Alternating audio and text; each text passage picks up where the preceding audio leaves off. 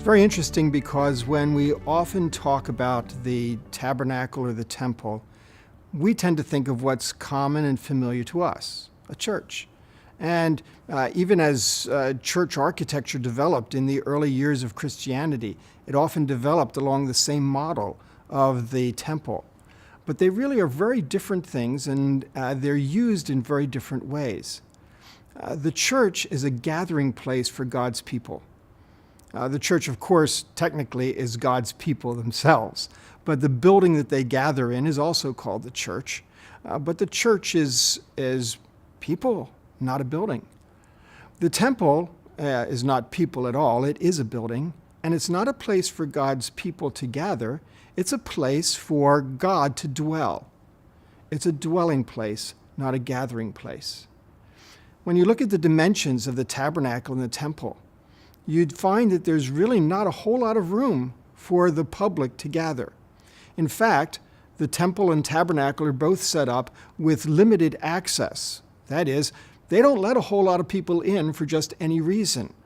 You go into the temple, you have to be passed, in a sense, qualified in terms of purity to go in, and you do your business and you leave. The business of ritual was what usually took place there.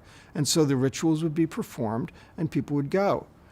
The temple was a place where God dwelt and where the priests served God through the rituals that they performed.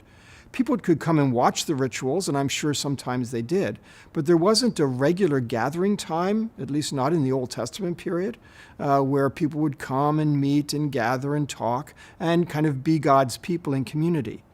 So in that sense, it's a very different kind of situation. The church and the temple or the tabernacle should not be equated because of that. When we talk about God coming into our worship in church, He's already there because He's part of who we are. God is in that place when His people are in that place. That's not true about the temple or tabernacle. God was there all the time, even if no one else was there. It was God's palace. It was His temple.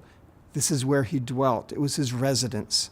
And so lots of the rituals were designed to make sure that God's residence was treated properly so that He stayed there.